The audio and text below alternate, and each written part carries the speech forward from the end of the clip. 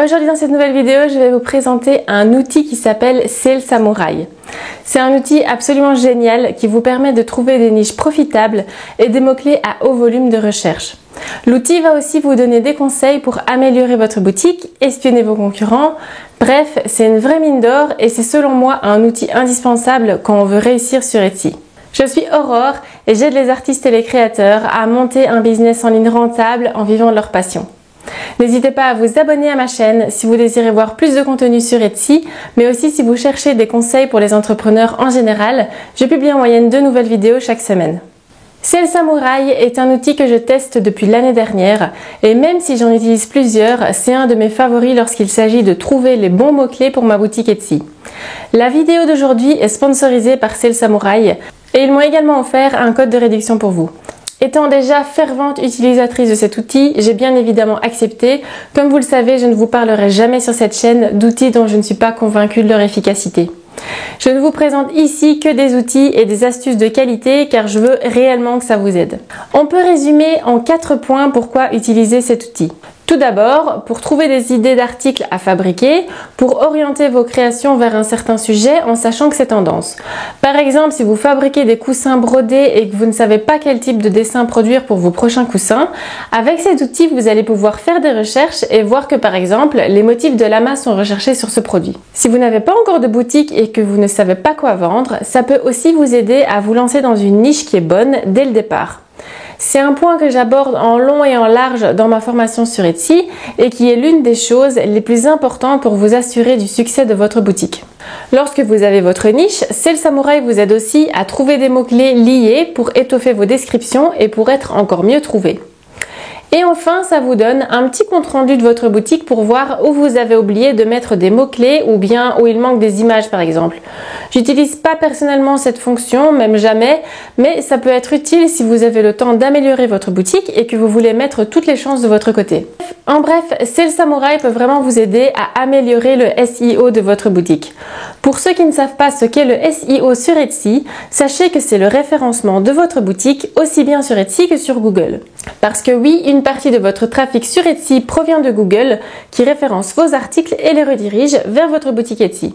En bref, on peut dire que le facteur principal qui va améliorer la manière de référencer votre boutique et vos articles, ça va être les mots-clés qu'il va falloir placer dans le titre et dans la description de votre article. Mais comme vous vous en doutez, vous n'êtes pas les seuls à tout faire pour que votre boutique soit trouvée par ces mots-clés et il y a déjà beaucoup de compétition sur Etsy. Alors comment vous assurer de pouvoir apparaître dans les premières pages de résultats de recherche sur Etsy? Vous allez devoir trouver une niche où il y a beaucoup de recherches par mois, mais peu de compétition et cet outil va nous aider à trouver ces mots-clés spécifiques que l'on va viser. On va directement se plonger dans le vif du sujet. Je vais vous prendre sur mon écran d'ordinateur et je vais vous expliquer comment fonctionne cet outil et ce que vous pouvez en faire. Donc une fois que vous êtes inscrit et connecté, vous allez arriver sur cette interface. On va parcourir ensemble ici tous les points où je vais vous expliquer comment vous en servir et à quoi ça sert. Vous allez voir, c'est très facile. Le premier onglet ici, c'est les tutoriels. Donc franchement, les tutoriels, ça fait pas de mal de les regarder. Même moi, j'en ai regardé un ou deux avant de vous expliquer tout ça parce que j'utilise pas toujours peut-être de façon exactement correcte l'application. Et donc ça fait pas de mal d'avoir une petite piqûre de rappel et d'aller voir à quoi sert chaque élément. Donc n'hésitez pas à jeter un œil. Je pense même que vous pouvez mettre les sous-titres en français vu que c'est des vidéos qui viennent de YouTube, je crois. Donc voilà. On va aller directement ici sur le Shops parce qu'en fait donc là c'est l'endroit où vous allez pouvoir connecter votre boutique sur Etsy.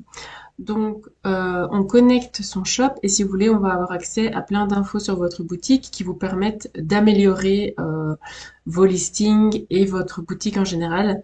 Et en fait c'est une fonction comme je vous disais que moi j'utilise le moins, c'est ce que j'utilise pas vraiment. Voilà, si vous avez un peu de temps, franchement faites-le, optimisez tous vos listings au maximum et ça peut quand même jouer dans la balance. Donc on va faire connect, je vais le faire en même temps que vous ici. On va aller connecter directement ma boutique. Donc lorsque vous appuyez sur ce bouton, vous êtes redirigé automatiquement sur Etsy. Et en fait, ici, Etsy va vous demander si vous voulez bien donner l'autorisation d'accès à votre compte. Donc ils vous mettent ici l'application Sales Samurai essaye de se connecter à votre compte. Ils vous expliquent tout ce que l'application va pouvoir faire. Donc n'hésitez pas à accepter, franchement vous ne risquez rien, c'est une application qui est sûre. Donc vous faites autoriser l'accès. D'ailleurs, il y a quelqu'un qui m'avait posé dans les commentaires d'une autre vidéo, est-ce que c'était sur Marmalade, mais est-ce que je ne risque pas qu'on me bloque mon compte en donnant accès à des outils comme ça à ma boutique Etsy? Non, vraiment tant que c'est des outils officiels comme eRank, Marmalade, Sale Samurai, et il y en a encore des autres. Tous ces outils-là, c'est des outils vraiment qui sont puissants, qui existent, qui a des milliers et des milliers de personnes qui l'utilisent. Donc non, n'hésitez pas, vous risquez rien, même si ce n'est pas produit par Etsy à la base, il y a vraiment pas de souci. Donc ici, comme vous le voyez, ça charge. Donc si vous avez une boutique où vous n'avez que quelques articles, 10-15, ça va aller très vite. Moi ici, je crois qu'il y en a pas loin d'une centaine, donc ça va mettre un petit temps à charger. Voilà, ça y est, tout a été chargé. Donc ici sur le côté, j'ai tous mes listings qui se sont chargés. Et vous allez voir qu'on va avoir des infos comme donc à chaque fois le prix en dollars, le temps d'expédition, le nombre de vues, le nombre de photos qui sont présentes, le nombre de likes et les détails. On va aller voir les détails après. Et puis on a des infos plus générales ici sur le côté. Donc ici vous avez votre boutique. Donc ici vous avez le nombre de listings qui sont présents sur votre boutique. Ici, le nombre de fiches où il y a des tags manquants, donc des mots-clés manquants. Donc ça veut dire qu'au lieu d'en mettre 13, j'en ai mis 10 ou 9. Et donc, il me met ici, il y a 18 fiches où je dois aller voir parce qu'il manque des mots-clés. Et donc, en fait, les articles sur lesquels vous pouvez faire quelque chose, vous allez avoir cette petite animation qui est créée ici. Et là, c'est sur lequel vous pouvez intervenir, en fait. Donc, je vais vous montrer ça après. Ici, on a le nombre total de vues. Alors, je sais pas pourquoi, mais moi, j'ai beaucoup plus de vues que ça si on compte le nombre total de vues depuis l'ouverture de ma boutique. Et en fait, si je calcule à peu près, c'est des données qui remontent jusqu'à 2 ans et demi. Et donc, apparemment, il ne prend pas en compte les données avant ça. Donc voilà, Sale Samurai, c'est un outil qui est assez récent. Je sais pas exactement combien d'années il a, mais je pense pas qu'il a plus de 2 ans. Donc c'est possible que du coup, il n'a pas collecté des données avant ça, quoi. Donc voilà, ça c'est une info en plus que vous pouvez de toute façon retrouver dans vos statistiques. Ici, on a le nombre d'images manquantes. Donc j'ai 265 images qui manquent sur mes listings. Franchement, je suis pas fière, hein, je vous l'avoue. Mais voilà, si vous avez le temps, franchement, essayez d'optimiser tout ça. Ça va vous donner des résultats encore meilleurs. Moi, il faut savoir que j'ai un site internet en plus et que à l'heure d'aujourd'hui, maintenant, mon site internet me ramène plus de visites encore que ma boutique Etsy. Mais Etsy, à l'époque, c'était une de mes seules sources de revenus. Et donc, voilà, maintenant, c'est vrai que j'ai tendance un petit peu à délaisser ma boutique sur Etsy parce que je sais, parce que j'ai un autre canal qui me rapporte aussi une autre partie de revenus. Mais ne faites pas comme moi, si vous misez tout sur Etsy, comme je l'ai fait dès le départ, essayez au maximum d'optimiser vos articles. Et enfin, tout en bas ici, on a la valeur d'inventaire. Donc en fait, ça c'est tous vos articles additionnés ensemble, la valeur qu'ils ont. Voilà, c'est juste une info. Moi, j'ai pour 7000 $ d'articles dans ma boutique à peu près. Donc, on va directement regarder ici les missing tags. Donc ça, c'est le nombre d'articles où il manque des mots-clés, où il n'y a pas les 13 mots-clés. Et donc, si je clique là-dessus, il me fait un tri de toutes les fiches où il manque les mots-clés. Et pour aller voir les mots-clés qui manquent, si vous cliquez ici, vous êtes redirigé sur votre fiche produit sur Etsy. Et si vous cliquez ici, vous allez voir les détails de l'article. Donc, on va cliquer ici sur détails. Et on arrive ici sur la fiche de l'article. Donc ici, on va avoir plein d'infos comme la catégorie de l'article, le nombre de caractères dans le titre, le nombre de mots dans le titre, le nombre de caractères dans la description, et le nombre d'images. Donc celui-là, il va ressortir dans les images manquantes, vu que j'en ai que 8 sur 10 déjà. Ici, il vous donne la quantité qu'il y a sur l'article, le nombre de vues pour cet article, le nombre de vues par mois, le nombre de likes pour ce mois-ci, quand l'article a été créé, quand il a été dernièrement modifié, quand il expire, l'âge de l'article, le prix également. Et enfin ici, on arrive à la partie qui nous intéresse, c'est-à-dire les tags.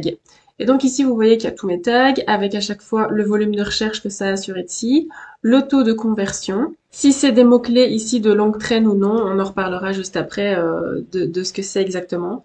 Il me met ici si ces mots-clés sont dans une seule catégorie ou non. Également, si ces mots-clés sont mis au début de mon titre ou pas, parce que, comme vous le savez, c'est les premiers mots-clés que vous mettez dans le début de votre titre qui vont avoir le plus de pouvoir sur le fait que vous allez ressortir les résultats de recherche. Donc, les mots-clés les plus importants, il vaut mieux les mettre au début de votre titre pour essayer que Google prenne ça en compte. Et ici, il me met si ces mots-clés sont bien dans ma description.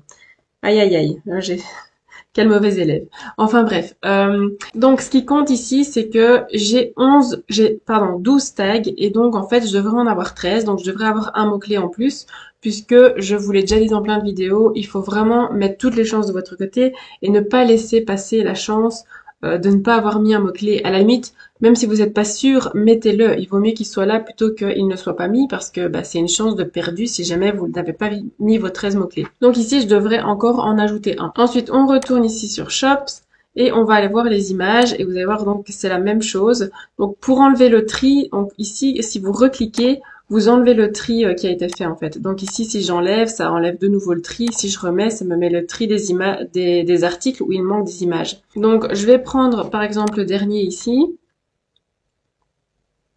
Et pareil, voilà, il me met image 5 sur 10 et on voit les images ici en bas. Donc on voit bien qu'il n'y en a que 5.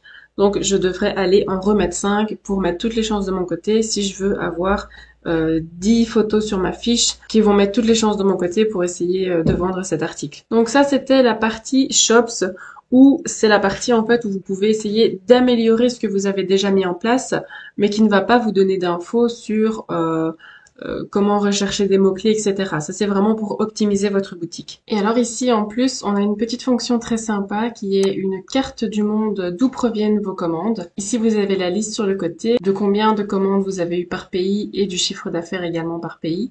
Et voilà, c'est hyper parlant. Quand vous parcourez les régions, vous avez le nombre de commandes et le nombre de chiffres d'affaires qui s'affichent à chaque fois sur le côté. On avait cette fonction avant sur Etsy et ils l'ont enlevée. En fait, à mon avis, c'est avec la protection pour les acheteurs, le RGPD, qu'ils ont dû l'enlever en Europe, mais je crois que les États-Unis ont encore accès à ces données. Mais en bref, donc vous pouvez retrouver cette petite carte dans Sale Samurai. Je le découvre en même temps que vous, puisque moi j'avais pas connecté ma boutique, donc je savais même pas. Mais c'est quelque chose qui est hyper parlant et qui est quand même intéressant à analyser. Donc ça, c'était pour la partie boutique. Maintenant, je vais vous emmener dans la partie search, ici, donc recherche, qui est la partie que moi j'utilise le plus et qui va certainement vous servir le plus. C'est vraiment cette partie-là qui est la plus importante. Donc ici, ne prenez pas compte de ça. Ici, c'est une ancienne recherche que j'avais faite.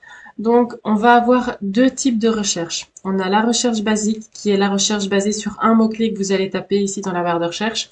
Et on a la recherche selon single listing, donc ça veut dire d'après un article, un listing. Et là, c'est quand on va mettre une fiche produit en lien et qu'on va aller voir ce que ça donne comme résultat. Donc ça peut être un de vos listings ou alors un listing concurrent pour avoir des infos sur ces tags, etc. Sur ces mots-clés, pardon, parce que j'ai l'habitude de dire des tags tout le temps, mais en fait, donc les tags, c'est les mots-clés. Donc on va retourner ici dans la Basic Search et on va taper un mot-clé. Donc, vous allez taper un mot-clé qui est assez générique. Donc, un mot-clé où le volume de recherche attendu est quand même assez grand. Et d'après ce gros mot-clé, on va avoir du coup des mots-clés qui seront liés à celui-là et dont le volume de recherche sera peut-être un peu moins important, mais où il y aura surtout beaucoup moins de compétition. Et c'est ça qu'on va essayer de chercher. C'est des mots-clés où il y a beaucoup de recherche, beaucoup de recherches, c'est relatif, ça dépend vraiment de la niche dans laquelle vous serez, mais où en tout cas il y a des recherches et où il y a très peu de compétition et où vous allez pouvoir donc apparaître dans les premières pages de résultats de recherche. Donc je vais taper ici un gros mot-clé, vous tapez vos mots-clés en anglais, puisque ici vous voyez j'ai fait une recherche en français, mais franchement ça donne rien, il n'y a pas beaucoup de résultats. Donc, essayez plutôt de taper vos mots-clés en anglais et vous les traduirez ensuite pour les mettre dans votre boutique. Et si vous le pouvez, utilisez ces mots-clés en anglais dans votre partie traduction. Donc, je vais taper ici poster quote qui veut dire citation poster. Donc ça, c'est si jamais j'ai un shop sur Etsy où je vends tous des posters en numérique où il y a que des citations dessus, ce serait ça ma niche. Eh bien, je veux savoir quel type de citation est recherché sur Etsy. Donc, je vais faire search. J'insiste sur le fait que vous ne devez pas faire une recherche trop précise dès le départ, sinon vous n'aurez pas de résultat. Donc, faites une recherche vraiment générique. Après, si vous vendez des bijoux, ne tapez pas juste bijoux, mais tapez par exemple Si vous vendez des bracelets, ben, tapez plutôt bracelet en or ou des choses comme ça pour essayer quand même de pas tomber sur un truc qui est beaucoup trop gros, mais de ne pas non plus être dans un mot-clé trop précis qui va du coup pas vous donner de résultats en fait. Donc je vais d'abord vous détailler chaque partie de l'écran pour vous montrer à chaque fois à quoi ça correspond et ce que c'est. Et ensuite, je vais vous montrer comment je fais pour trouver mes mots-clés qui seront pour moi les meilleurs à utiliser dans mes articles. Ici, on commence par long tail. Donc ça, c'est les mots-clés de longue traîne. Si vous n'en avez jamais entendu parler, j'ai déjà fait plusieurs vidéos à ce sujet. En bref, un mot-clé de longue traîne, c'est un mot-clé qui est plus long qu'un mot-clé générique. Donc un mot-clé générique, ce serait par exemple poster. Et ici, poster quote, il contient 2 mots, donc c'est un mot-clé qui est plus long. S'il en a 3, normalement c'est un mot-clé de longue traîne aussi. Mais c'est pas toujours le cas. Vous allez voir que parfois vous allez tomber sur des mots-clés qui ont par exemple 3 mots et qui ne sont pas considérés comme des mots-clés de longue traîne parce que c'est des mots-clés qui sont trop génériques. Ici, il estime que c'est un mot-clé qui est quand même déjà assez spécifique et donc il bénéficie de la mention longue traîne. Et en fait, il faut essayer d'utiliser le plus possible ce genre de mots-clés parce que c'est des mots-clés où il va y avoir beaucoup moins de compétition et Etsy aime ce genre de mots-clés qui sont plus spécifiques et qui vont correspondre beaucoup mieux à la recherche des clients. Il n'y a pas beaucoup de clients qui vont aller sur Etsy et qui vont juste taper poster. Quasiment personne ne va faire ça. Vous cherchez un poster, mais vous allez chercher un poster en particulier qui représente quelque chose de spécifique. Donc forcément que vous mettez juste poster dans vos mots-clés, Etsy ça il aime pas parce que c'est beaucoup trop générique. Donc il va aimer que vous mettiez poster coloré ou poster d'équipe de foot. Et donc ça c'est des mots-clés de longue traîne. Donc s'il y a un petit V qui s'affiche ici, ça veut dire que c'est bien un mot-clé de longue traîne. S'il y a un petit point d'exclamation rouge qui s'affiche, c'est que ça n'en est pas un.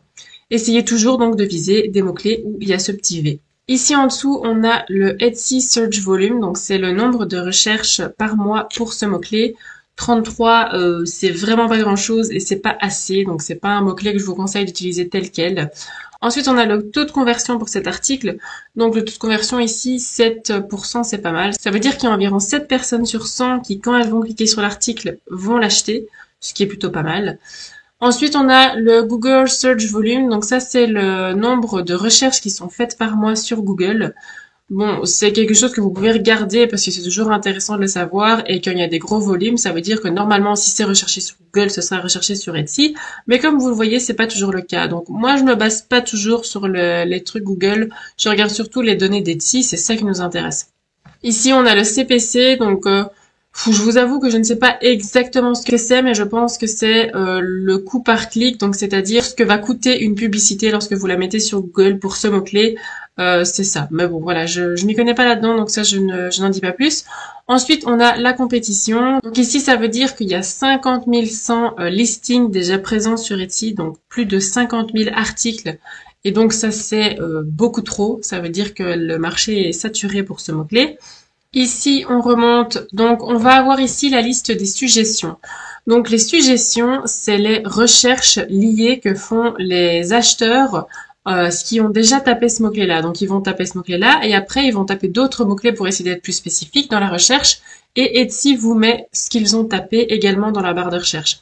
Donc ça, c'est un truc hyper utile pour trouver d'autres idées. Dans cette partie-là, on va de nouveau retrouver le volume de recherche sur Etsy, le taux de conversion, la même chose pour Google avec le taux par clic, et également la compétition sur Google. Ici à droite, on a les tags. Donc ça, c'est des mots-clés qui sont liés à votre recherche de base et qui pourraient également vous intéresser pour faire d'autres recherches.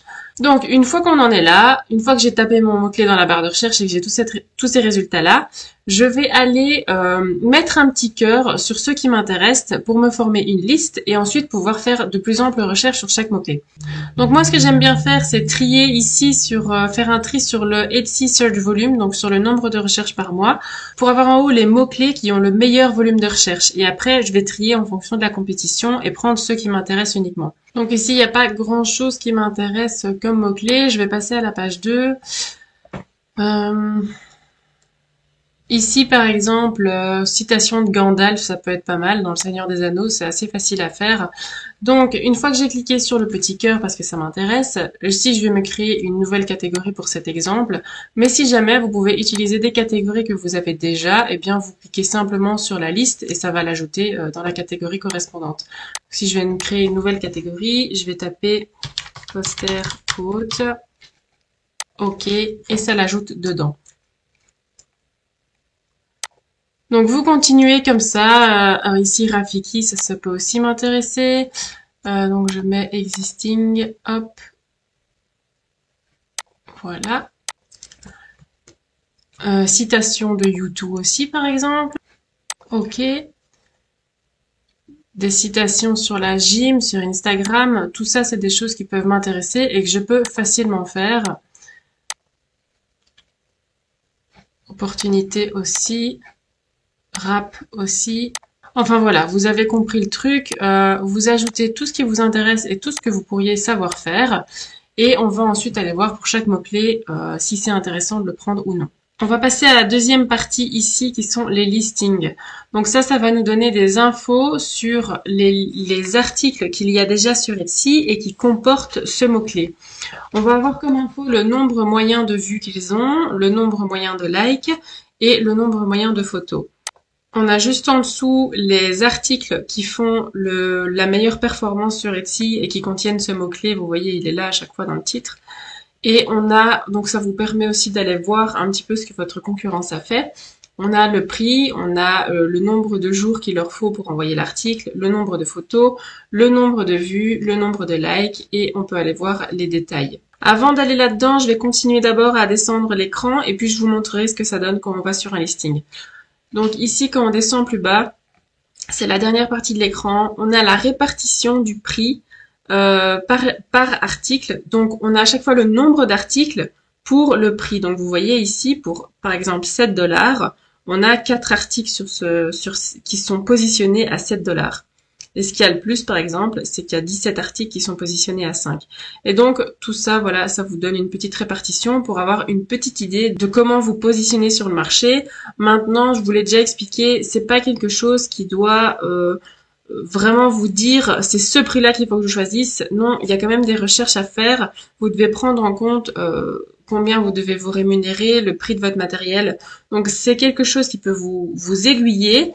Mais ne vous basez pas uniquement là-dessus pour fixer le prix de votre produit. Ici, on a le prix à chaque fois, donc le prix minimum pour cet article, le prix maximum et le prix moyen. Ensuite, on a ici en dessous le délai d'expédition. Donc ici, on a le nombre minimum de jours pour envoyer l'article, le nombre maximum, le nombre moyen. Et en dessous, pareil pour les coûts d'expédition. Donc ici, c'est minimum 0 $, maximum 33 $ et en moyenne 3,16 $. Et si on veut avoir une répartition de ces coûts, on clique ici et vous avez un graphique qui est très clair en fait sur comment les gens vont se positionner pour le nombre de jours qu'ils mettent à expédier l'article et le prix moyen des frais de port. Donc par exemple ici, on a 53% qui sont entre 0 et 10 jours pour envoyer leur article et ici on a 59%, enfin presque 60%, qui ont mis leurs frais de port entre 0 et 10 $. Encore une fois, soyez critique par rapport aux données que vous avez, parce que, par exemple, ici, on voit que il y a un temps minimum de 1, enfin, il y a quelqu'un qui arrive à envoyer ses posters en un jour, mais dites-vous que, par exemple, pour les posters, il y a plein de posters qui sont vendus numériquement, et donc, forcément, les jours d'expédition vont être à 1, puisque c'est envoyé le jour même, c'est logique, puisque c'est en téléchargement directement. Mais vous, si vous vendez des posters qui sont physiques, bien forcément, n'essayez pas d'aller concurrencer ça et de mettre un jour, ne vous tuez pas non plus à la tâche. Les gens savent bien que si c'est quelque chose qui est imprimé et qui est envoyé, ça va prendre plus de temps. La même chose pour le prix de vos articles. Ici, on voit quand même une différence énorme. On a des articles qui sont à 1,94 € et on en a qui sont à 47. Encore une fois, il y en a qui sont imprimés, il y en a qui sont en A1, qui est un beaucoup plus grand format que le A4 par exemple, ou peut-être il y en a c'est des formats carte postale. Bien donc voilà, soyez critique par rapport à ça, si c'est un exemple numérique ou si c'est un article physique. Donc ici, je vais vous montrer ce que ça donne quand on va voir ce que font les concurrents. Ici, donc c'est un de celui qui fait le meilleur pour ce mot-clé dans cette catégorie-là. On va aller voir dans les détails.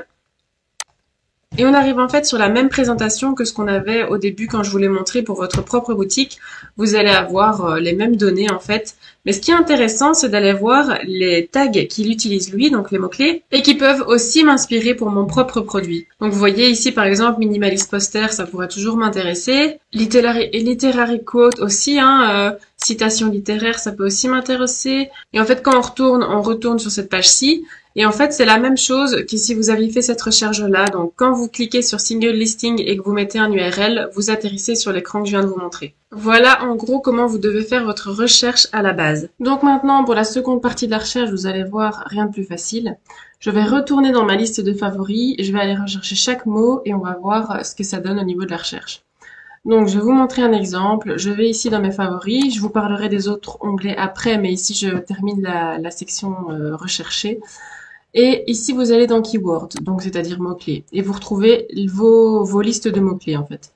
Donc ici, je vais dans Poster Quote, qui est ici, et je retrouve tous les mots-clés que j'ai choisis tout à l'heure pour cet exemple. Et je vais aller cliquer sur le premier, donc je vais le copier, je retourne dans la recherche, je le colle, et je regarde ce que ça donne au niveau de la recherche et de la compétition. Donc au niveau de la recherche ici, on est à 377 par mois, c'est vraiment pas mal pour un mot-clé aussi spécifique. Et au niveau de la compétition, top, on est à 585, donc ça c'est vraiment pas grand-chose, il y a que 585 articles qui utilisent ce même mot-clé que moi, que je vais utiliser.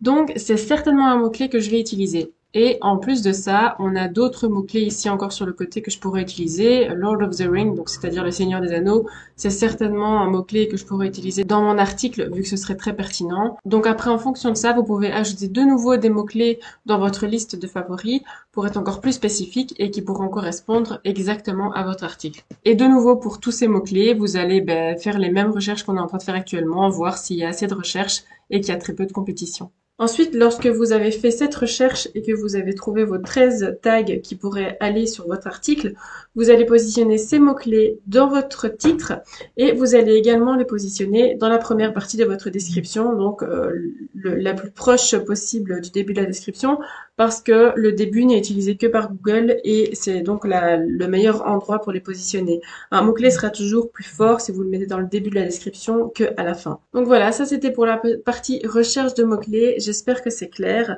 Sinon, n'hésitez pas à poser vos questions en commentaire. Je vais maintenant continuer à parcourir avec vous le reste des fonctions de Sales Samurai pour que vous voyez un petit peu comment ça fonctionne. Donc ici, l'onglet Shop, c'était l'onglet du début où je vous ai montré comment optimiser au mieux les articles de votre boutique. Et ici, on a l'onglet Listing Creator. Ça, c'est si vous souhaitez créer un article directement de Sales Samurai pour le poster sur Etsy. C'est une fonction que je n'utilise pas parce que je trouve qu'elle n'est pas assez complète. Il me semble que, par exemple, vous n'avez pas la possibilité de mettre des variations.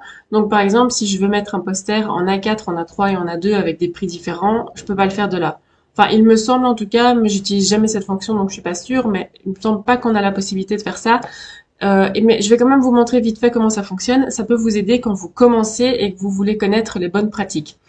Donc ici, je vais mettre par exemple mon mot-clé de base, donc je vais mettre poster quote. Et imaginons qu'on n'aurait pas encore fait les recherches ici dans le search et que je ne saurais pas quels sont les mots-clés liés à poster quote qu'il faut que j'utilise. Je fais get suggestion, oh là là, pardon. Et ensuite, vous faites Select Option. Et donc, ici, on va avoir de nouveau cette liste de mots-clés qui a utilisé. Seulement, c'est quand même moins précis vu que vous n'avez pas le nombre de compétitions qu'il y a à chaque fois pour chaque mot-clé. Donc, vous savez pas exactement quel mot-clé il faut utiliser. C'est ça que j'aime pas. Mais bon, voilà. Donc, ici, je retrouve mon Gandalf quote que j'avais pris au départ. Je vais faire Next. Et ensuite, on arrive dans le corps de l'article. Donc, ici, on a la boutique. Ici, on a le titre, etc. Donc, c'est le même canevas, en fait, sauf qu'il est moins complexe sur Etsy. Et ça peut vous aider à savoir exactement ce que vous allez faire avec le mot-clé. Donc, par exemple, une fois que j'ai mis mon mot-clé ici dans le titre, il va me mettre que c'est bon, le mot-clé est bien dans le titre. Il va me mettre également, c'est bon, le mot-clé, il est bien dans le début du titre. Bah oui, je l'ai mis en premier, forcément. Donc, ensuite, il me met que le mot-clé doit apparaître dans la description. Donc, je vais devoir aller le remettre là. Je vais remettre Gandalf quote.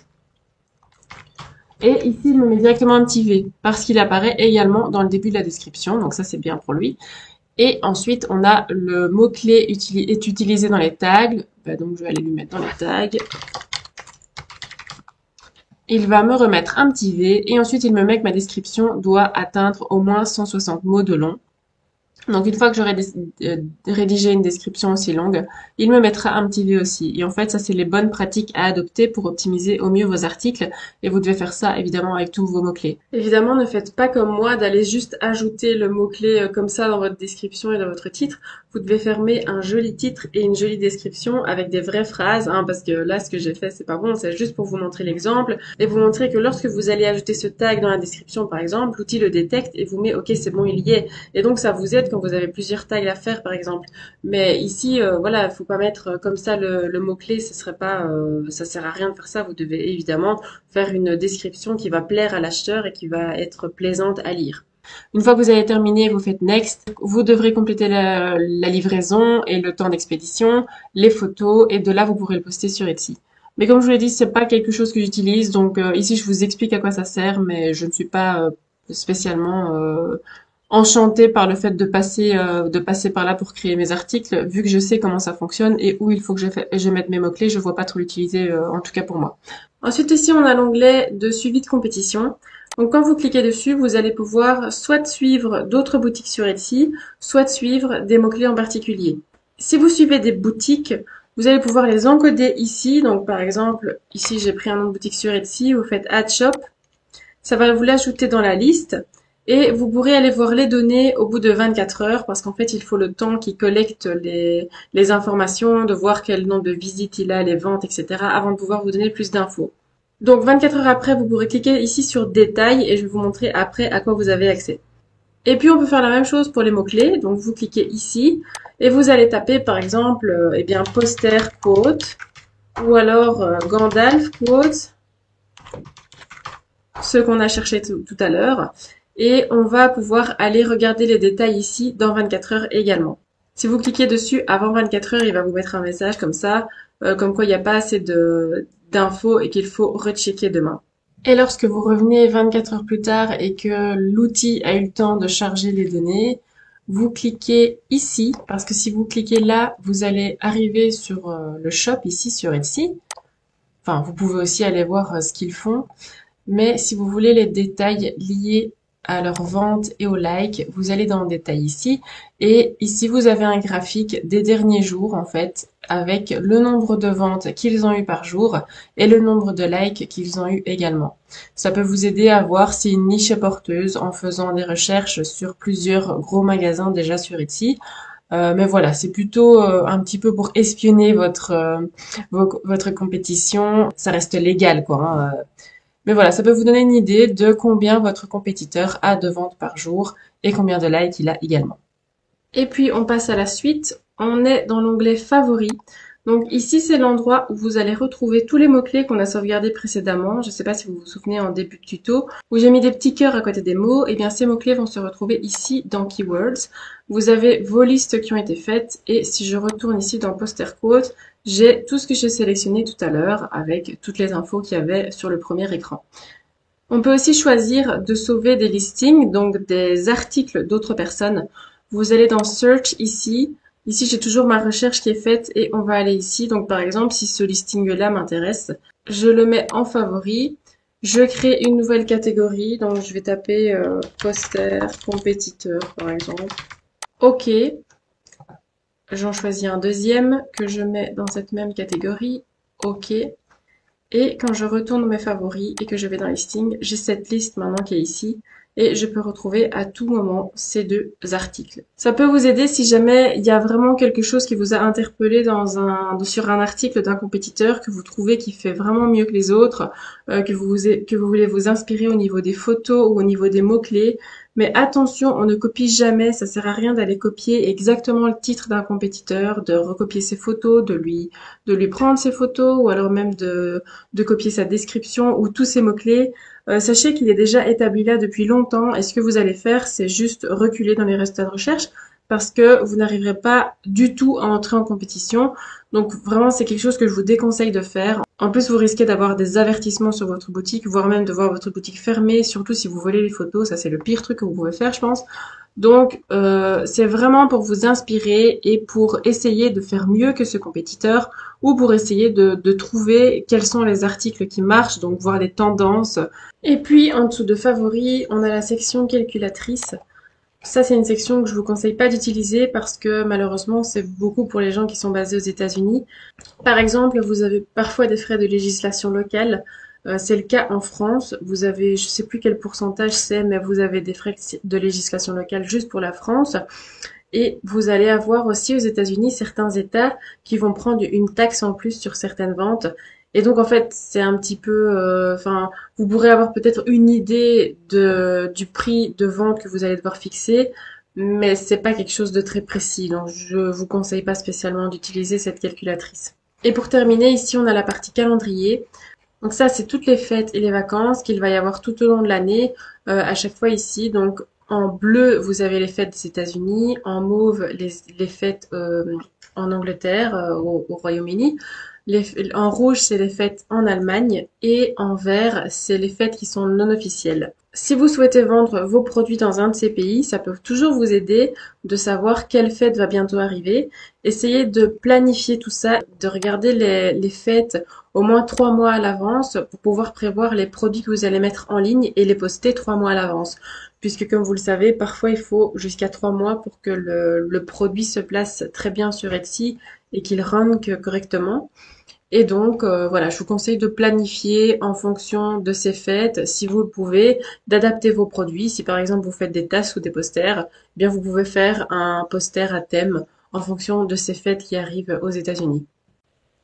Donc ça, c'était tout ce que vous pouviez exploiter à travers Sales Samurai quand vous êtes directement dans son interface. Il faut savoir qu'il existe aussi une extension Chrome que vous pouvez installer sur votre navigateur et qui vous permet de récolter les informations directement depuis Etsy, surtout dans vos recherches de mots-clés. Et je vais vous montrer comment faire. Donc ici, vous cliquez sur Chrome Extension. Et ici, vous allez devoir faire installer. Et une fois que vous aurez fait ça, vous allez le voir ici disponible dans la petite pièce de puzzle qui sont les extensions. Et vous pouvez l'épingler à la barre de recherche en faisant la petite épingle ici. Vérifiez bien ici dans Gérer les extensions qu'il est bien activé, comme ici. Et lorsque vous aurez fait tout ça, vous êtes prêt pour aller sur Etsy. Donc maintenant, on va aller sur Etsy et on va lancer directement la recherche depuis le navigateur d'Etsy. Attention, il y a quand même une petite spécificité qu'il faut savoir. C'est que si jamais vous laissez votre Etsy sur la région France, vous n'allez pas avoir accès au volume de compétition pour chaque mot-clé. Et ça, c'est quand même quelque chose qui est important. Donc, je vous conseille d'aller tout en bas ici, jusqu'en bas de la page. Vous allez ici, vous mettez région États-Unis. Donc, comme ceci, vous mettez langue anglais US et vous mettez devise dollar américain, donc USD. Il est où? Je l'ai passé. Ah oui, il est là. Enregistrer. Une fois que vous aurez fait ça, l'outil va fonctionner correctement. Donc ici, ce qui est pas mal pour faire les recherches sur Etsy avec l'extension Sales Samurai, c'est lorsque vous allez vous lancer et que vous n'avez pas d'idée de niche. Donc, ce que je vais faire moi, imaginons que je sais que je veux créer des posters, mais que je ne sais pas des posters sur quel sujet, eh bien, je vais aller taper ici dans la barre de recherche « poster », qui est un mot hyper générique. Et en fait, l'application Sales Samurai va me proposer des tas de mots-clés en relation avec poster. Et de là, je vais aller spécifier ma recherche, je vais aller la réduire. Enfin, je vais vous montrer tout ça après. Mais donc ici, je vais d'abord cliquer sur poster. Vous allez voir, donc ici, il vous met à chaque fois pardon, des mots-clés relatifs à poster. Ça, c'est Etsy qui vous les propose. Et si vous cliquez sur le mot ici, vous allez lancer la recherche classique sur Etsy. C'est pas ce qu'on veut. Vous allez cliquer sur 466 and more. Donc, ça veut dire en fait 466 et plus. Et là, on va avoir d'autres mots-clés qui vont être proposés. Donc, vous cliquez bien ici sur le chiffre. De là, on a directement la compétition qui va se charger. Vous allez voir, ça peut mettre un peu plus de temps. Et en fait, si vous n'aviez pas été changer la région sur France, la langue et la devise, vous allez avoir ici dans la colonne compétition des NA, donc non applicables. Et donc en fait, ça ne se charge pas vu que c'est un outil plutôt américain. Il faut que vous mettiez votre région aux États-Unis, sinon il va pas aller chercher les bonnes données si vous voulez.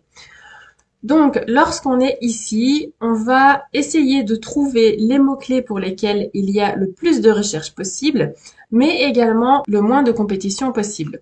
Donc, on va directement aller faire un tri, puisque ici, vous voyez, j'ai des tas de suggestions en rapport avec les posters. Comme vous vous en doutez, il y en a énormément. Donc, je viens ici et je vais taper que je veux un volume de recherche d'au moins 200. Je ne vais pas mettre de limite à ça, vu que il peut y avoir beaucoup plus. Moi, ça m'arrangerait qu'il y ait encore plus que 200. Disons que 200, c'est déjà un bon petit volume de recherche, si c'est pas une niche trop compétitive. En compétition, on ne va pas mettre de minimum, on va aller mettre plutôt un maximum, vu qu'on s'en fiche s'il n'y en a pas beaucoup. On veut juste que ça n'atteigne pas un certain plafond. Donc, je vais mettre, par exemple, que je ne veux pas qu'il y ait plus que 25 000 articles qui sont déjà référencés sur Etsy pour le mot-clé que je vais choisir. Ici, word count, c'est le nombre de mots qui vont être dans le mot-clé. Et donc, ici, en fait, il est en train de vous demander, est-ce que vous cherchez un mot-clé de longue traîne? Alors oui, je cherche un mot-clé de longue traîne, vu que c'est ce que Etsy préfère. Donc, je vais mettre que je veux au moins qu'il y ait 2 mots-clés. Ce ne sera pas forcément un mot-clé de longue traîne parce qu'il y a 2 mots-clés, mais c'est plus susceptible de l'être. Après, ce sera à vous d'aller faire une recherche encore dans Ciel Samouraï si vous voulez avoir plus de détails sur votre mot-clé. Ensuite, ici, vous pouvez encore spécifier votre recherche. Si vous voulez que votre mot-clé contienne en plus un autre mot-clé. Donc ici, par exemple, j'ai poster et je pourrais demander à ce que ce soit des posters sur la nature. Eh bien, je taperai que je veux absolument que ça contienne nature.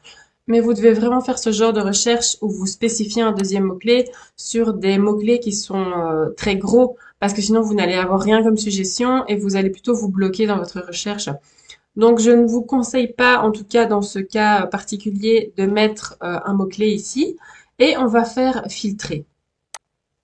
Donc ici, ça a été très vite, c'est génial. Ici tout en haut, j'ai ceux qui ont le plus grand volume de recherche. Et ici, j'ai la compétition. Donc, c'est d'abord trier sur le volume de recherche. Ici, si on veut, on peut trier aussi sur la compétition en faisant ça. Moi, je vais laisser quand même sur le volume de recherche parce que je vais essayer d'abord de viser ceux qui ont un plus grand volume de recherche tous les mois. Et vous voyez bien que les mots ici, on en a au moins 2, voire 3, voire 4 parfois. Donc ça, c'est parfait. Et donc, vous parcourez la liste et vous regardez quels sont les mots-clés qui vont vous intéresser. Qu'est-ce que là-dedans, vous vous sentez capable de pouvoir faire? Et évidemment, il va falloir essayer de trouver des mots-clés qui sont sur le même sujet. Vous n'allez pas essayer de trouver, comme je vous l'ai dit, moi, ma niche, par exemple, tout à l'heure, ce serait de faire une boutique de posters sur des citations. Vous pourriez, par exemple, faire une boutique avec que des posters de nature, donc que des paysages. Mais n'allez pas, par exemple, je vois ici faire des recherches de Wimbledon, donc sur du tennis, avec, je ne sais pas moi, il y a quoi ici Rammstein, ça n'a vraiment aucun rapport. Essayez, si vous choisissez de faire des posters sur Rammstein, si vous choisissez cette niche-là, essayez de rester dans les chanteurs, par exemple. Mais il y a quand même des mots-clés hyper intéressants quand vous regardez de cette façon-là et que vous choisissez une niche assez grande. Regardez, par exemple, ici Björk, la chanteuse. Il y a 900, il y a à peu près 1000 personnes qui tapent sur Etsy Björk tous les mois.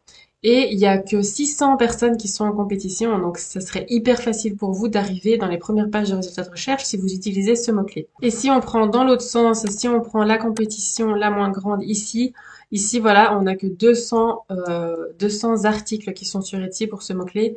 Maintenant, je ne sais pas ce que c'est, mais voilà.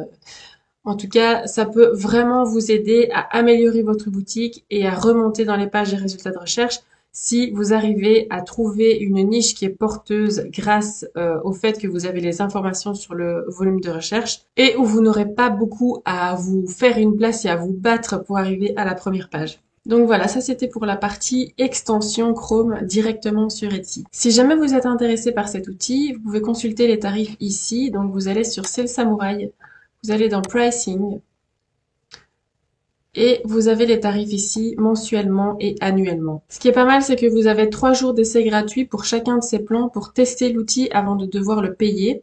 Si vous souhaitez le tester ou prendre un abonnement, je vous invite à utiliser mon lien d'affiliation que je mets ici dans la vidéo et également dans la description qui servira à Ciel Samouraï à me reverser une petite partie de l'abonnement que vous allez prendre. En faisant ça, vous soutenez ma chaîne et vous m'aidez aussi à vous proposer encore plus de vidéos de qualité pour pouvoir encore mieux vous aider, vous épauler et répondre à vos questions. Vous pourrez aussi utiliser mon code de réduction de 20% en tapant Aurore Élise tout collé dans le panier d'achat et vous pouvez l'utiliser aussi bien sur l'abonnement mensuel que annuel. Si vous souhaitez faire passer votre boutique à la vitesse supérieure, n'hésitez pas à vous préinscrire à ma formation complète sur Etsy qui sortira courant de cet été et dont je vous mets le lien dans la description et ici aussi. N'hésitez pas à me marquer en commentaire ce que vous avez pensé de cette vidéo et si vous aimeriez voir plus de contenu de ce genre sur ma chaîne où je vous présente les outils que j'utilise. Je vous retrouve la semaine prochaine pour une nouvelle vidéo. Prenez soin de vous et à bientôt.